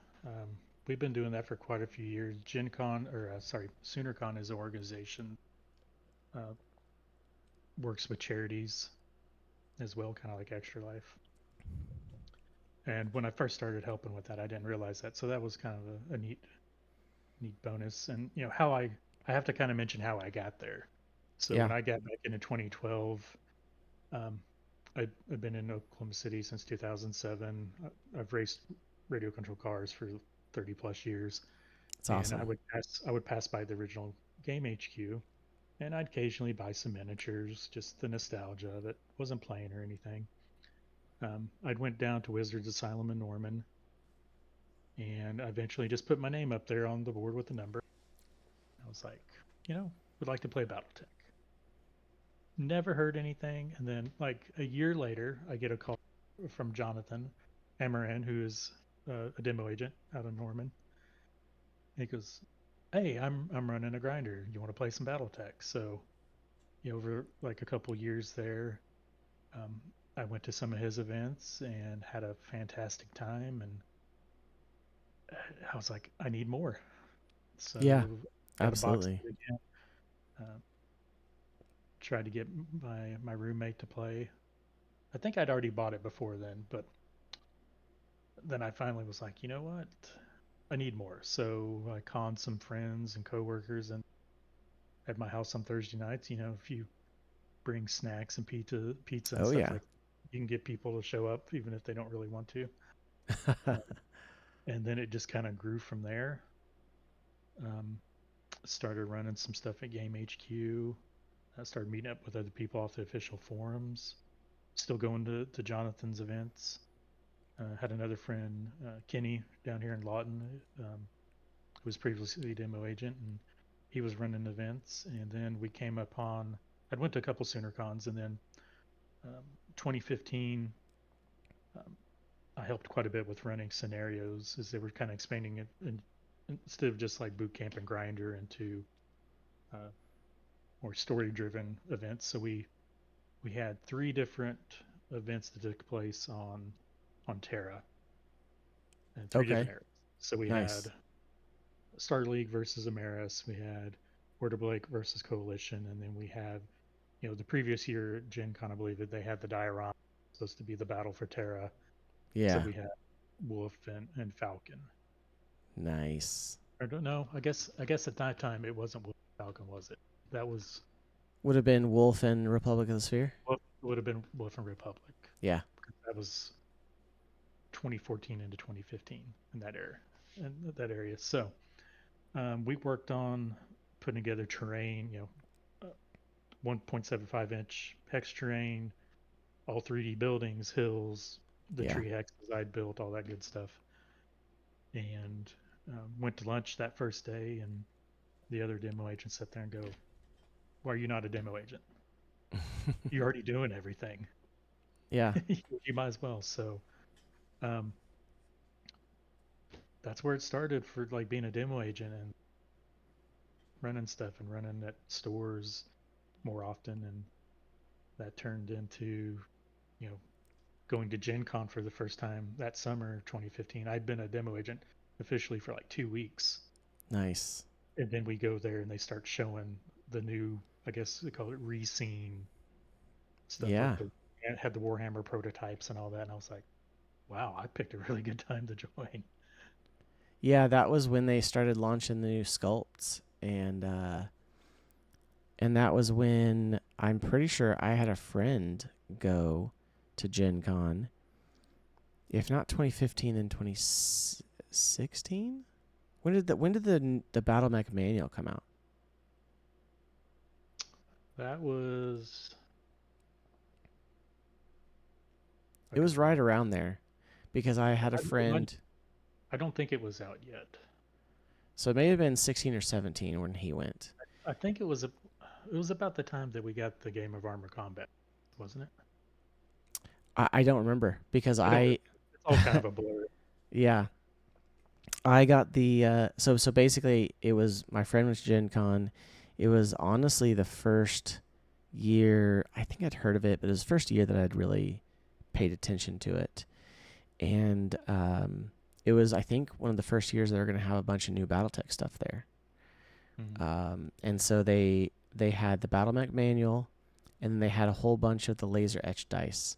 And so I had my friend buy me the Battle Mech manual, a set of aluminum laser etched Davian dice, and Yeah. laser etched Ghost Bear dice. And so now I'm also sad that I didn't get others like Sea Fox and other stuff like that, because I I think now it love might have. those factions, but I think it was either 2017 or 2018 probably. because I went So back 20. I went back 2016 and I volunteered for Catalyst. But the year that we got the game of Armor Combat and all that. yeah. I rode with my friend John, so we were able to bring a whole bunch of stuff back. We had a trunk to Well, put it. yeah. So obviously that was like you kind of starting the growth. Not that you're the only catalyst for growing BattleTech in I Oklahoma, but there was already there a was already people. there. Yeah. Um, I wouldn't say that you claim that by any means, But and I didn't even start Oklahoma BattleTech either. right. John and Ogre, rest in peace, Ogre. He passed away here recently. Mhm. Quite a Mhm. few other people up in Tulsa actually started the Oklahoma BattleTech Facebook group. Yeah. Yeah, and Uh, it's a big group. so there's been a lot of people involved in the growth that have got us to where we are today, like Jonathan and Kevin that were running SoonerCon stuff before. Um, as they got busier, then I started taking over, um, doing all the planning and setting up Yeah. the events and all that kind of stuff. And I don't remember at this point what year I even started doing that. It might have been 2017-ish, somewhere in there, but I've taken care of it since, and it's a lot of work, but it's a lot of fun. So how many people, and this will go to the next kind of thing, the growth of the BattleTech scene in Oklahoma, which will have some kind of shout outs for all the new games, the new and growing game stores in Oklahoma. Mhm. But how many people did you have at SoonerCon that like signed up to play? It was a pretty good number, wasn't it? I don't have the number right offhand. I know we have 6 tables that we run Awesome. over 3 days. We have uh, a boot camp table that is kind of boot camp in our kind of staging area. Mm-hmm. Um, Ryan and Brent did a fantastic job last year running that. Some other agents as well, but those two really focused on helping the newer returning players get up to speed because quite a few would go from that to the grinder tables. Yeah. Uh, we ran a King of the Hill tournament. Larry ran that. We had multiple scenarios that were run. Um, I think at most we had 4 grinder tables going at one time with 8 to 10 people on each one. Yeah. And we usually do like a most kills competition like Over the over the weekend. for Yeah. the grinder. So Ye- that's been a fantastic tool for those events, especially when people have other things that they need to go to other events and then they can come Yeah. back in. I should probably do a better job of keeping track of our total. That is definitely That's something okay. I have on my list for next year. Would you Um, say it was 30 upwards, 30 or more? oh, easily, yeah, Yeah. Yeah. No, it was, the one that I got to go to was pretty awesome. I'm looking forward to it this year. yeah. The Um, convention I believe was around 6,000 participants last year. Yeah, I may have my numbers a little bit off. It's been steadily growing. it has. Well, Oklahoma as a state has been steadily growing as well. So Yeah, and that's 6,000. That's for the whole convention because there's all. yeah, absolutely. I mean, it is a kind of a microcosm of a Gen Con or something. So, But or maybe a Gen Con combined with Comic Con. I would say it's kind of both. So it's definitely got some pop culture elements to it, and yeah, not just tabletop games, but art shows and painting mhm, competitions. yeah. We do have Um, another con in Oklahoma called Token Con. Um, I'm I'm curious to. I'd love to see it have a presence. Have us have a presence there this year. Um, because yeah, I just want to see it grow. So so in previous years, I wasn't able to last year, but I've ran stuff at Twisted Lords. oh yes, John and the Tulsa crew, they run. It's now a convention up there in Tulsa. It's called Tokyo, Oklahoma now. It used to be called Tokyo, okay, usually called TNT for short. Um, nice, he's ran events. Him and the groups up, the agents up there have ran quite a few events over the years up there. awesome. Um, John is expanding into another convention up there. The name escapes me at the moment, but just kind of be on the lookout. It'll be um, posted about on Oklahoma BattleTech Yeah. Facebook and Discord. So and again, if you're out there and you didn't know that we had this amazing scene in Oklahoma, make sure to join the Oklahoma BattleTech Facebook group and Discord. Um, Yep. because yeah, we've got a solid group of players for sure all over the state. And the Um, Tulsa guys up there, they also have a Northeast Oklahoma BattleTech Facebook and Discord as well. yeah, Because they, being that close to Missouri and Arkansas, they kind of have some overlap with those states as well. yeah. Well, let's see real quick. And I know this will take some of your shout outs now, but like, let's give a quick list of the actual game shops that we have and even the ones that we've gained this year. Because we've Okay, had so like 3 or 4 new ones just this year. most of these I've either ran events at or have been to. There's a few that are fairly new or kind of out of, the ones up in Tulsa. I have not been able to go to those yet, but um, where it all started for me when I lived in Oklahoma City for about 14 years was Game HQ. Uh, they've been fantastic partners for the whole community. Yep. Um, great, just a great store. Um, Lucas has a group that runs there. There's also an Alpha Strike group. It's not ran by demo agents, but there's some community members that I think they're a little bit on hiatus right now due to just life. Oh, But sure. they were running Alpha Strike like every other Saturday night at 6 p.m. at Game HQ. So Nice. if someone was looking to do some Alpha Strike, um, we do have a little bit of coverage for that. New World in Del City, they were having some games on Sundays, but they've been carrying BattleTech stuff for a long time. The owner is a longtime BattleTech player, used to go to a bunch of conventions and play. Um, quite Maybe a that few. is the game shop I went to in the 90s. It's right there off of Because Del City, Midway City are right next to each other, and I may have, my memory right may off have gotten 29, confused. like Probably, yeah. Actually, that sounds 29 and familiar. 15th. They've been there for, I believe, for quite a while. Quite a few of the co-owners of Game HQ are old BattleTech players as well. Um, we've got DM Dave's down in Norman. It's a fairly new store. They have a really great Yes. that runs on Tuesday nights, ran by Jeremiah. They do Jeremiah runs some TW campaigns, and then they have some kind of one-off games. And then there's some of the other community members there that are also running. I believe there was an Alpha Strike campaign they were running there, so there was, like I said, a little bit of coverage for both play styles. Mm-hmm. Wizards Asylum, they've had down in Norman as well. They've had BattleTech stuff for quite a while. Some of the first grinders I went to years ago were down there. I'm Let's not see. really up DM on Dave's was new this year. I know Wizards has been there. I'm just trying to keep track of the ones that Team started Dave has this year. been around about 2 years now, but Is it but two? they moved to a new Well, location. so here's the thing. DM Dave's. No, I promise you, I think it was right at the beginning of 2024 because I was actually following him as a Patreon and did Mhm. not know he was in Oklahoma. And then all of a sudden he had a game shop in Oklahoma, and I was like, oh my gosh, that's hilarious.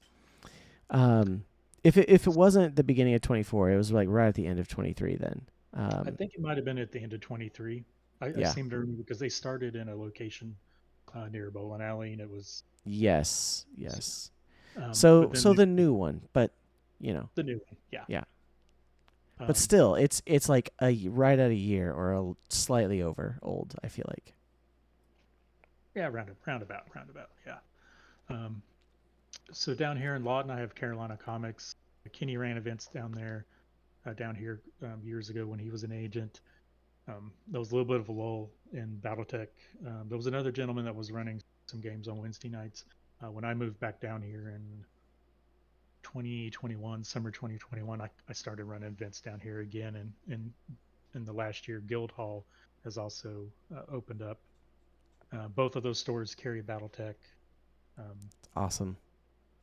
and usually it's like try to do one campaign game on a Saturday each month at Carolina Comics as my schedule.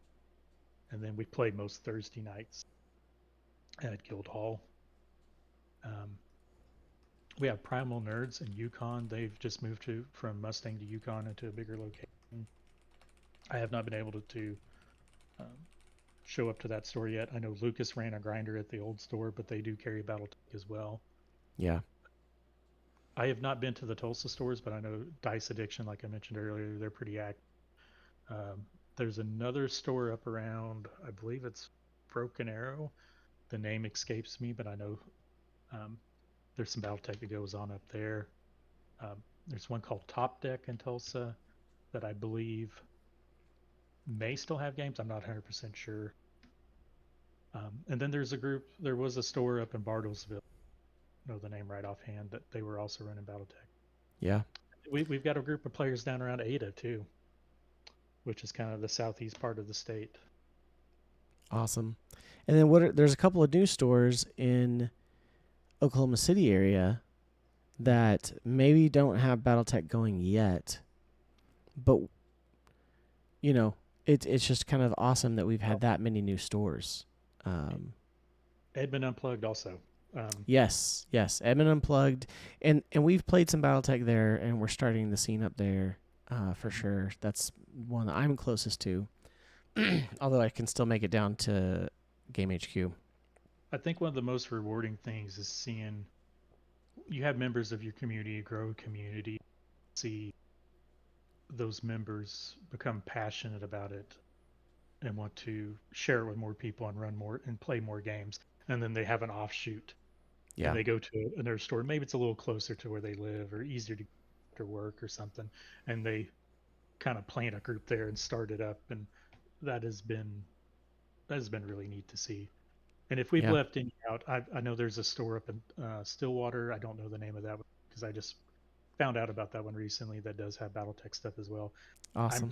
I'm for certain there's probably quite a few more that are not There's even aware. the one in Mustang that's pretty new, or Mustang Oh, Yukon, yeah, that's Primal Nerds. They Primal moved from Nerds. Yep. Mustang to Yukon. Then there's also the one in Bethany that just Yeah, that one opened you were up. talking about. Mm-hmm. Yeah, And with I me, know that they're interested in BattleTech, but they haven't started it yet. But again, this is just all to the growth of not only Oklahoma BattleTech, but BattleTech as a game. It's just growing everywhere. yeah, and being able to get the product to play with, Yes. it just keeps feeding it, and having good groups, good groups of people that are fun to play with. Mm-hmm. Uh, Well, and like, limit limited BS. Just yes, yes. you walk in the door, you come to the table, you try to leave life at the door, and just have fun, roll some dice. Roll some dice. Yeah, and then again, just being able to also, if you don't have a game shop close to you, being able to find it at Target or Barnes and Noble. Although Target may not be selling it as much anymore, but I feel like I've seen it a couple times recently. And But we're talking about stores. There's quite a few home groups that we've yeah, made contact with here and there that because there for a while we would see stuff selling, and you're like, okay, we're not seeing these people. Where are they going? And then you start talking to people because, you Yeah. know, you kind of you see someone looking at BattleTech stuff, and you walk up to and go, "Oh, you play BattleTech," and you start strike up a Right. conversation. Try to see, this could be potentially another player, or um, the guys at Game HQ, like Brian, is really good. I was in there when I was in town visiting, and he was talking to someone at the counter that brought some BattleTech stuff up, and they go, "Hey, do you know Billy?" And he just started hollering across the store and pointed to me, "Go talk to him." And then that turned into a conversation about some rules they had questions about that I cleared up for them, and Awesome. told them I would get in touch with and give them a page reference so they could, you know, let the player know they had proof of how it Yeah. was supposed to work. And um, yeah, No, I'm rambling now, but no, that's it's just okay. really, It's okay. Yeah, and again, I think for those listening, or watching, it's something that, like we said, it's a perfect time to get into BattleTech. There's so many great ways to do it, and there's a lot of interest right now. Um, I mean, the biggest shout out I think we could get in a game setting forum was at PAX Unplugged recently, where if you don't know what PAX is, it's called the Penny Arcade Expo. And the people who run the Penny Arcade Expo is Penny Arcade. And the Penny Arcade guys have had an ongoing Battletech RPG and Alpha Strike game that's been almost weekly, if not, bi-weekly for sure, um, called Black Remnant. And they just launched at PAX um, a Command Lance box set, like a force pack for them, and then did a live play on stage with Randall, which was great. I watched that and it was fantastic. So, BattleTech is getting out there in front of many eyeballs right now. yeah. And if you're looking to get into the game and you have any questions, and where any of us are around, even if you're not local, I mean, even Oklahoma BattleTech, we have some people who are not even, Yeah, that just kind of lurk in there and watch when we post stuff. We could definitely be more active in there. Our Discord's a little bit more active, but for sure. if we have one of these events and you've never played, come out, come talk to us. We always have extra stuff. We'll throw you in an op format. Oh man, yeah, And our absolutely. favorite thing is to have someone walk up and go, "We've never played," and we're like, here's a mech, here's some dice. We're gonna teach you. Yeah, so like the games at Edmond Unplugged that we just started up, um, the gentleman running it Shout always out to Jim. yes, Big Jim. He always has like 2 or 3 forces with Hmm. record sheets, like Yep. setting on the edge of the table for anyone to walk up and just use. Yeah. Fantastic, fantastic. And he brings all his terrain and sets it up, and so it's the full 1.75-inch hexes with terrain, and then like I said, on the end of the table, he posted in the Facebook group. There was, I think he had 2 or 3 forces that he had painted and completely ready for anyone to walk up. You don't even have to have the stuff. So, and I know that there are other states and other groups and game stores that do that, and so I just thankfully I can celebrate that we have that in Oklahoma too. So Yeah. We have our players are our biggest evangelists. They just yeah, they make it so easy. Like I hardly have to say anything anymore. It's like new people come to there's 2 or 3 people that's already engaging. Hey, how you doing? For yeah, if you have any questions here, let me. Oh yeah, yeah. No, questions are not stupid. Here, let me show you. yeah, Just it's fantastic. It makes me really proud. yeah, absolutely, absolutely. Okay, so let's see. Anything else in 2024 before we get into uh, our 2025 projections / goals and then shout outs? I will say I'll say this last part. I'm a big lore nerd. I Yeah. love reading books, listening to books, reading the source books, and I'm not completely caught up. My biggest backlog is Shrapnel, because a Shrapnel comes out, I like to take my time and read them, and then a novel or a novella will come out, and I'll read that instead. and then I have to go back to Shrapnel. So I'm like 4 or 5 behind on Shrapnel. But in 2024, we got a fair amount of fiction. Unfortunately, it didn't really drive. My only lament is that it didn't really drive the narrative forward. I feel like we kind of paused when the Kickstarter happened as far as moving the timeline forward. And we've been waiting. And so I think we just finally got, in fact, a couple days ago, we just got a new book drop. But it was in the new year, so technically speaking. Finally getting to see what's going on Terra. So My goals for like the new year coming out of 2024, I kind of got in a funk with painting a little bit for the last half. Just, I don't know, a good portion of the year there was just all work and family and all that good stuff, and it kind of put me in a little bit of a funk for painting, and I overwhelmed myself because, like I mentioned earlier, scope creep happens a lot when I start yeah, painting because, like, the game's not WYSIWYG, but for me it is, yeah, and I put that upon myself because I love my favorite part of all this is probably modifying mechs, yeah. building the variants to match. So when I start building a force, scope just gets blown to bits, and it's You've got way to bigger have the and more exact detailed. variant and everything. And then I'm like, oh well, I'm going to repose it now as well, and I'm going to do this and do that, and then yeah, it just gets out of hand. So I've had to kind of step back. And at the end of the year, I did a few minis. I had some backlog stuff for some friends that I want to do some mods and painting. And they're like one-off minis, Yeah. and just taking those to completion so I can actually finish something.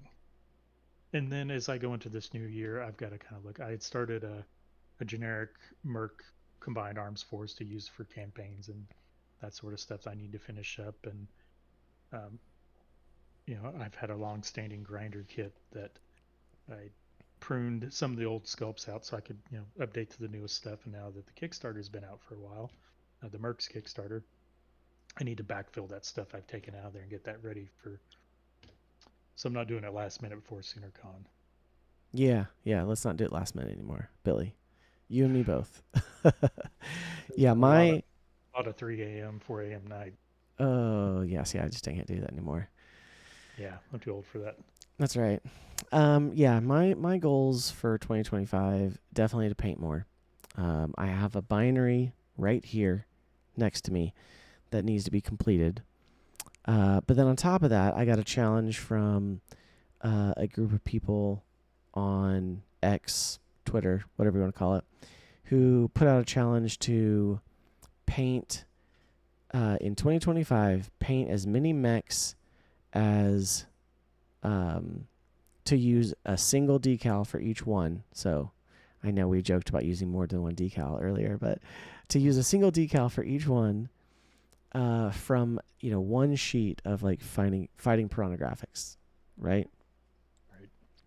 And so I'm not going to do a whole sheet worth of mechs in that one faction, but I'm determined to paint at least enough mechs for the equivalent in multiple factions. So it'll add up to be one faction, which, when you look at these sheets, if you're watching the video, that's a lot of units. So, It's quite a few. but I think I can do it. I mean, I got 10 right here, Yeah, the push that I do for SoonerCon, it usually ends up being between 50 to 70. I And mean, let's. part of that's because I go too far. Now, the last couple of years is, we've had a fantastic team of demo agents that have, we've split up some of the events and let other people have ran scenarios. Yeah. That's allowed me to offload some of that work. I mean, let's be honest. If I can accomplish that, Billy, I will make a significant dent in my backlog. And when I say backlog, I mean I've painted like 2 mechs from the Clan Invasion Kickstarter. And I'm that's not gonna I'm not yeah. gonna get into what I have. No, I know. You've got way more than me. But yeah, on top of that, I want to do more games in person, which having Jim start up at start back up at Edmund Unplugged is going to be fantastic for me. And so, along with that, I also want to play more games with my sons, whether at Edmund Unplugged or at the house. And then for the channel, for Mercenary Star Podcast, I want to do more YouTube videos between podcast episodes and more short form content, like, shorts or Instagram Reels or whatever. Maybe not TikTok. They may or may not be around. I don't know. Also, I had problems with it during my 12 days of Mechmas. I think it was thinking I kept posting the same thing over and over again, and it stopped showing my videos to people. So I had to stop it. I'm not an expert on TikTok yet, but so those are kind of my big goals. Any other goals for you, or any other big projections that you think things we're going to get in 2025? Goals are kind of rebuilding my local. We've lost quite a few players. We had some people, like Derek moved away. We had some others. Periodically people get shipped out. Their stations get changed. And we have some other good. Jared that was down here. He moved back up to around Seattle, up in that area. Yeah. So our loss is their gain, Yeah, yeah. I mean, he's starting back up an old group up, so that's awesome. It's cool to see that he's he did it before up there, but now he's reconnected with that group and going to share the love of BattleTech up there again. Yeah, I think mainly just kind of the holiday season slowed me way down, and it's really hard to schedule anything. So coming into the new year, I'm going to be running some grinder events. Yes. Just because we've had people that have expressed interest in playing, and maybe the timing just wasn't right. And we've invited them, and I'm probably unique in that I only play one game because my other hobby, racing radio control cars, takes up a lot of resources and time, and kind of overlaps on the same days that you're often trying to play BattleTech. So trying to pick up other games, no matter how cool some of them look, is kind of hard for me to do. But I know there's people that don't have that problem and play all the games, and they try to fit it into their budget and their schedule. But maybe we can lure a couple of them away here in the new year and kind of I think so. build our campaigns back up. That's the goal. Yeah. I'm proud to see how the Tulsa group and the Game HQ group and the DM Dave groups, how they're going strong, steadily growing and strong. And now y'all have got the stuff up at Edmund Unplugged that's kicking off. And I think, along with that, I want to start a mercenary campaign with my sons. I think they'd enjoy that because it'll actually give them, a reason to play, not just so. Awesome. So let's see. 2025. Do what? I've got a massive backlog I need to work on. Yes. Train as well. Working on the things I mentioned earlier. I have a couple mech scale dropship projects that are kind of stalled because I get started and then other shiny project pops into my brain and then jump over to that. So I need to finish my fleet of dropships. I have quite a few. Nice. You've seen my Overlord that I built. Yes, I have. It looks awesome. That was before the printer days, so that was all kit bashed. Yeah. Fantastic. Well, let's see. Any other 2025, I'm excited for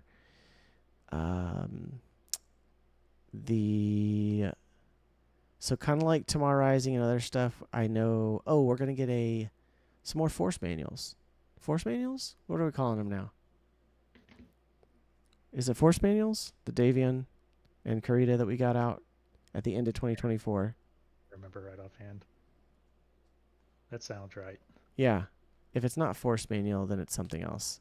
One of them is the older term, but the older ones were handbooks. That's right. So this is force manual. So force manual, Davian and Karita came out. We are going to get the Mercenaries force manual though, which is going to be fantastic. So I'm excited to get that in 2025. Excited to get some more more plastic, obviously, but also really excited to get hopefully way more audiobooks because I think we got 2 maybe in 2024. Um, even though we got a kind of decent, steady flow of lore, whether through shrapnel or a novella or a novel, they slowed way down on their audiobooks in 2024, which was kind of sad to me. So excited to get more of that. Yeah. And then yeah. So well, hey, let's do some shout outs, shall we? And wrap this sucker up because Billy, you're going to take the cake for longest Mercenary Star podcast episode. Oh, nice. It's good. It's good. People, I mean, that's the thing about podcasts, right? Is that we all put these on and we can paint while we listen to them. Well, it helps that I can ramble. So Yes, that's okay. That's okay. I can too. I can talk with the best of them. I mean, let me tell you, I was not in the same house at GenCon as the Of Mex and Men guys, but and I love those guys, but I've heard they kept people up the longest talking about everything and anything. So they are also ramblers, which is fantastic. So, but yeah, Billy, why don't you start off and try to quickly ramble off your shout outs there. I will start with the demo team we have here in Oklahoma, the Catalyst demo team members that I work with. We have Lucas, Jeremiah, Jonathan, Kevin, Larry, John, Brent, Dan. Um, they're just great to work with. It's just nice to have people you can get along with and work together on projects, and you're all kind of moving towards the same target. It's pretty great. Um, we wouldn't have the growth without that. And we all talk together, and we hardly ever have any problems, but if we do, we discuss it, or we talk about our campaigns and talk shop, or what's a better way we could approach a story to put it on the board and all that kind of stuff. And um, yeah, they're just great. Um, we also have Captain Ed of CSO is Yeah, local to our state. He has been a fabulous supporter of us. Our first Oklahoma BattleTech dice were provided by him. they look great. I have them somewhere. Yeah, he did them in the OU and OSU. That worked out well for this, the state and the rivalry. But Yeah. yeah, Well, see, now we just need to get the Thunder colors well, because I mean, we'll that's the probably do our unifying, right? yeah. Lucas did a first batch in 2024. We did 5 colors, so we'll see what we do for 2025. I'm sure we'll do another batch. We need some blue and But yeah, orange for Thunder, because like I said, that's the unifying team in Oklahoma. Everyone can root for them. I think most people, Yeah, unless they yeah. were a Supersonics fan, then Well, maybe not so much. But yeah, Ed has been fantastic. He's one of my favorite people in the world, and just it's been great to have him as a supporter of our community and just as a friend. Um, Even though Derek has went on to bigger, better things, it was fantastic having him here, and he became a good friend. Oh, We don't have inflate his ego that much. Bigger and hey, better. He downgraded. I'm just kidding. but yeah, miss gaming with him, so hopefully he's doing well. I Yeah. check in with him every now and then, just make sure he's doing all right. But and I know I'm missing a whole bunch of other people, but last not least, my friend David Alford. We've been friends since at least 8th grade. We played BattleTech back in high school. We've raced radio control cars for 30 plus years, and then I drug him back into BattleTech when I got back in. So, and he comes and uh, helps with us at SoonerCon as well. Um, and a shout out to Ryan last year. I said that was the last one, but um, Ryan's not a demo agent, but he's a great partner. Yeah. Been really into helping new players, and especially at the conventions and at different grinder events. So, and there's so many other good people in our community, and there's no way I could thank all of them. But yeah, Absolutely. No, it's true. Perfect. Well, I'm gonna run down my massive list because this is the shoutouts for 2024. Okay, and I'm honestly gonna miss people too, but it was a great big year for the podcast because I got to connect with a whole bunch of people, not just at GenCon, but GenCon was a major place that I got to go and connect in person, give hugs, shake hands. I didn't get to roll dice with any of them really because I was too busy, but maybe in 2025, hopefully I get to see some more of them. So, but first and foremost, the Valhalla Club and their Discord for because they basically became kind of a hub for a lot of the BattleTech content creators. And so the Mercenary Star podcast has a booth in the Valhalla Club, kind of like, on Solaris in Universe.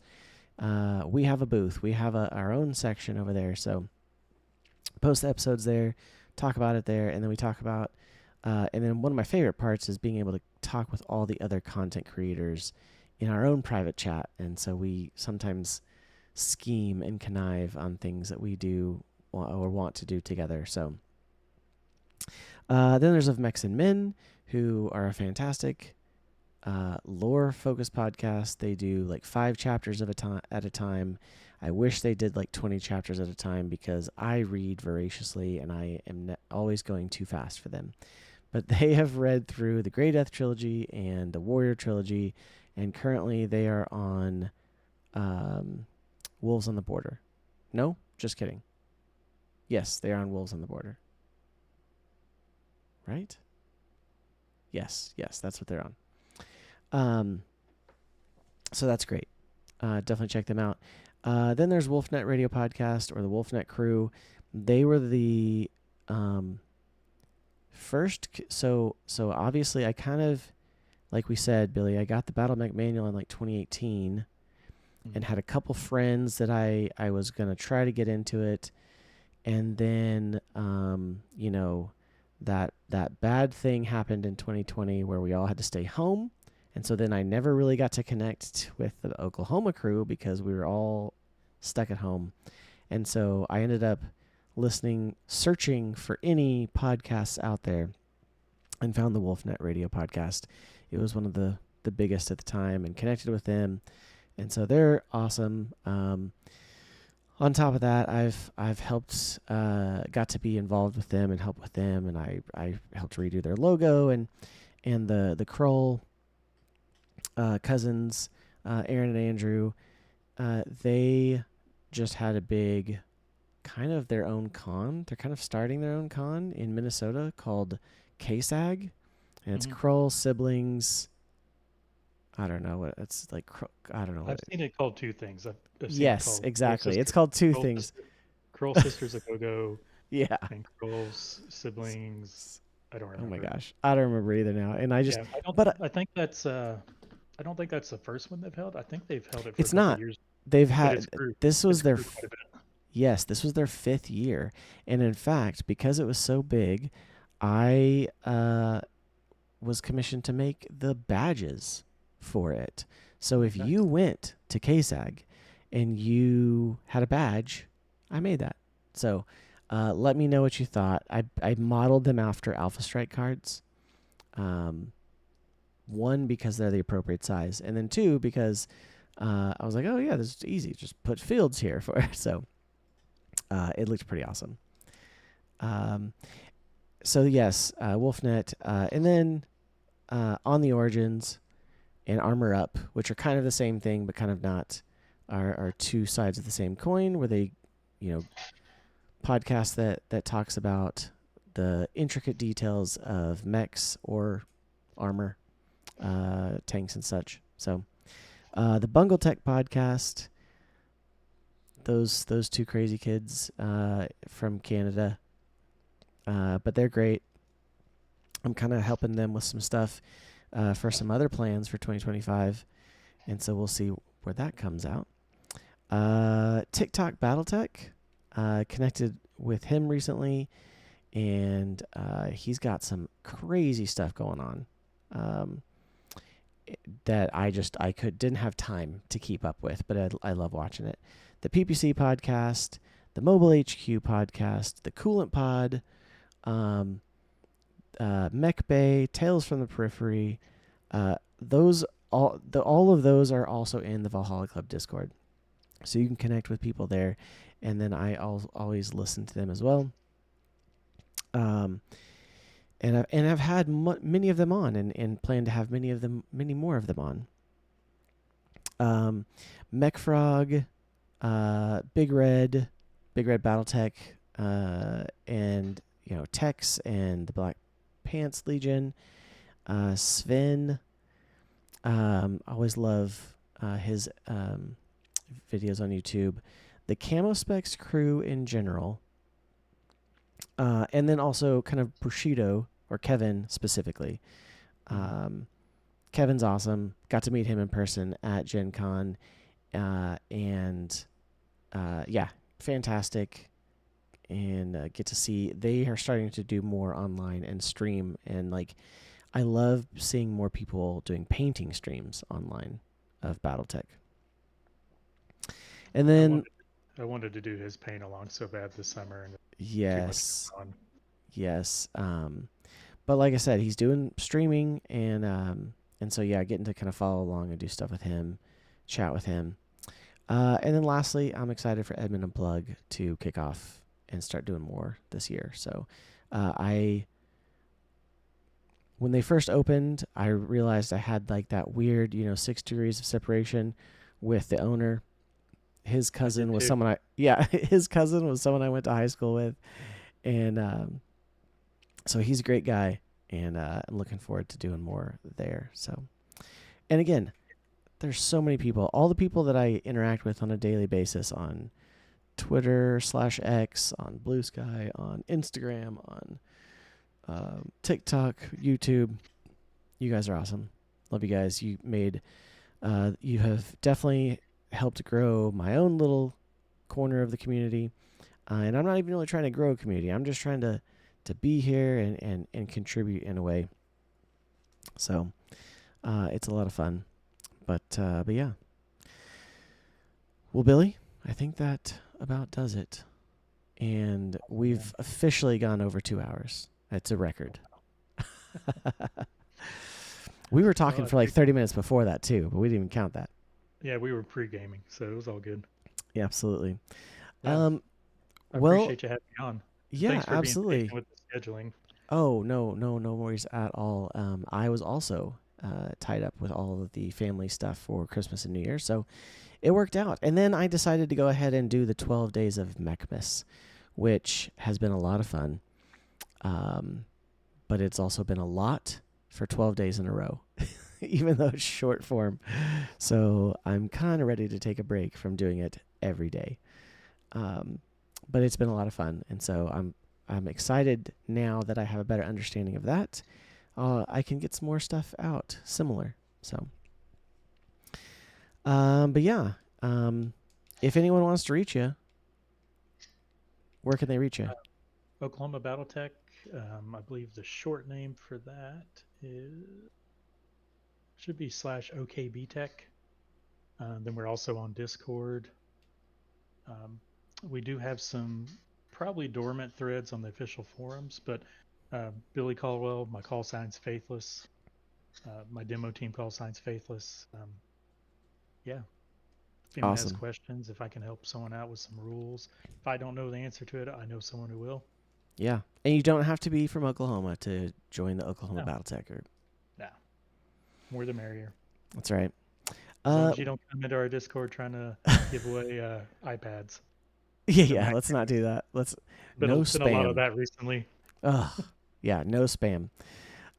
Well, as always, thank you all for joining. Thank you for sticking around. If you listened to the entire episode or watched the entire episode, you can get all your BattleTech product needs at your, if you can, get them all at your local game shop. But if you can't, check out the sponsor of the show, Fortress Miniatures and Games, the heart of your BattleTech gaming needs. Check them out. There will be a link in the show notes, and they will hook you up. So they're awesome. and do some really cool stuff. So, well, with that, I think we're gonna sign off. So, Billy, thanks again. Yeah, it's been a pleasure. All right, and to all you out there, good night and God bless. Take care.